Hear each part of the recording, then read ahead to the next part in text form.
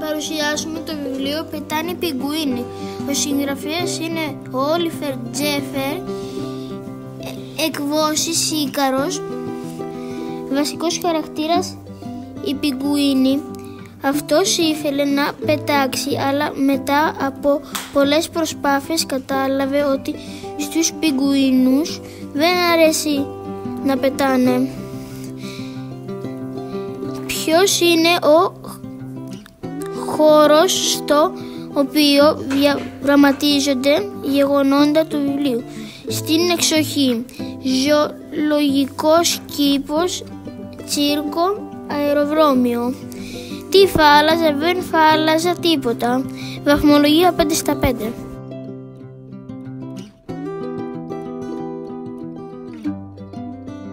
Θα σας παρουσιάσουμε το βιβλίο «Η Πετρόσπα», συγγραφέα Τζον Μουθ, εκδόσεις Άγκυρα. Ποιος είναι ο βασικός χαρακτήρας? Οι τρεις καλόγεροι που βρίσκονται σε ένα χωριό που δεν τους φιλοξενεί. Ποιος είναι ο χώρος που διαδραματίζονται τα γεγονότα? Το χωριό. Βαθμολογία μου για το βιβλίο 5/5.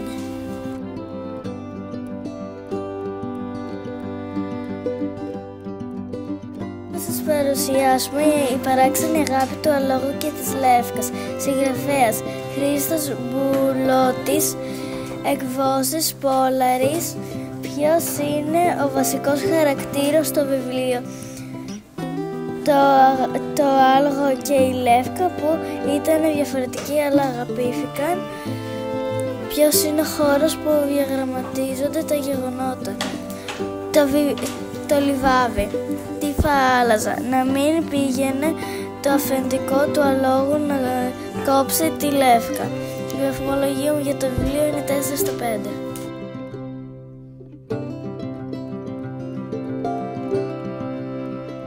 Θα σας παρουσιάσουμε το βιβλίο «Το Μισό Πιθάρι». Συγγραφέας Φωτεινή Γραγκούλη, εκδόσεις Πατάκι. Ποιος είναι ο βασικός χαρακτήρας του βιβλίου? Η Ελένη και ο παππούς της. Η Ελένη ήταν ένα μικρό κοριτσάκι που περνούσε τα καλοκαίρια της με τον παππού και την γιαγιά της. Ποιος είναι ο χώρος στον οποίο διαγραμματίζονται τα γεγονότα του βιβλίου? Τα γεγονότα του βιβλίου διαγραμματίζονται στον Μόλιβο. Τι θα άλλαζα? Δεν θα άλλαζα τίποτα γιατί ήταν πολύ ωραίο. Η βαθμολογία μου είναι 5/5.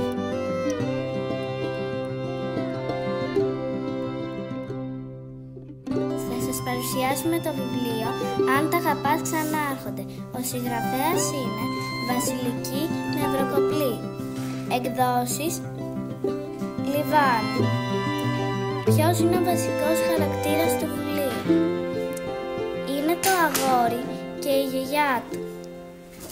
Το αγόρι έχει πολλές απορίες και η γιαγιά του τις λύνει.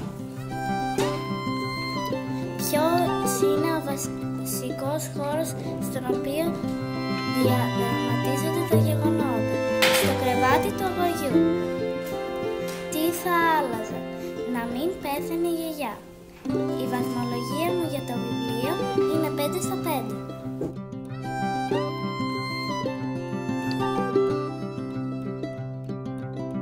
Θα σας παρουσιάσω τη Φένια αγαπημένη των ήχων. Η συγγραφέας είναι Αλεξάνδρου Γιώτα, εκδόσεις Πατάκι.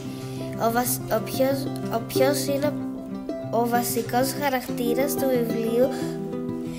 Είναι η Φένια και οι συμμαθητές της.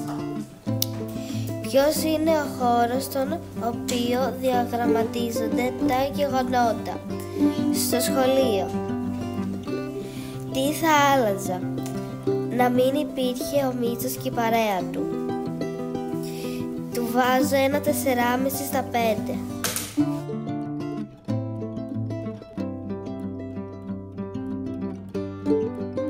δείξουμε το Ελαφοκάραβο. Συγγραφέας του βιβλίου Ντάσκας Λέιτερ. Εκδόσεις Μετέχμιο. Ποιος είναι ο βασικός χαρακτήρας του βιβλίου? Ο Μάρκο, η Σίλβια και ο Βίκτορ. Ποιος είναι ο χώρος στον οποίο διαδραματίζονται τα γεγονότα του βιβλίου? Στο Ελαφοκάραβο. Τι θα άλλαζα? Τίποτα. Η βαθμολογία του βιβλίου είναι 5 στα 5.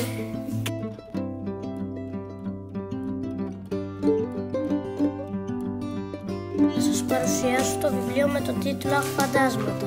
Συγγραφέας Σοφιάνα Θεοφάνου. Εκδόσεις Μικρή Σελήνη. Ποιος είναι ο βασικός χαρακτήρας του βιβλίου? Ο βασικός χαρακτήρας του βιβλίου είναι ο Τίμος. Ο Τίμος είναι ένα μικροκαμωμένο παιδί 7 χρονών, ο οποίος μιλάει με τα φαντάσματα. Ποιος είναι ο χώρος ο οποίος διαδραματίζονται τα γεγονότα του βιβλίου? Τα γεγονότα του βιβλίου διαδραματίζονται στο σπίτι του Τίμου. Τι θα άλλαζα? Τίποτα. Βαθμολογία στο βιβλίο 5 στα 5.